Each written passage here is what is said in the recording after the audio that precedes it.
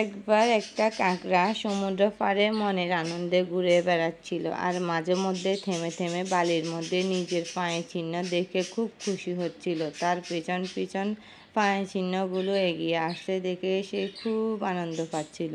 হঠাৎ একটি ঢেউ এসে তার পায়ের সব চিহ্ন মুছে দিয়ে চলে যায়। এটা দেখে কাঁকড়াটার ভীষণই রেগে যায়। ও তখন ঢেউকে বলে, এই ঢেউ, আমি তো তোমাকে নিজের বন্ধু ভাবতাম, কিন্তু তুমি এটা কি করলে? আমার বানানো সুন্দর পায়ের চিহ্নগুলোই তুমি মিটিয়ে দিলে। ওই দেখো, পেছনে জেলেরা পায়ের চিহ্ন দেখে দেখে কাঁকড়া ধরছে। হ্যাঁ বন্ধু, ওরা তোমাকে ধরতে না পারে, সেই কারণে আমি তোমার পায়ের চিহ্নগুলো মিটিয়ে দিয়েছি।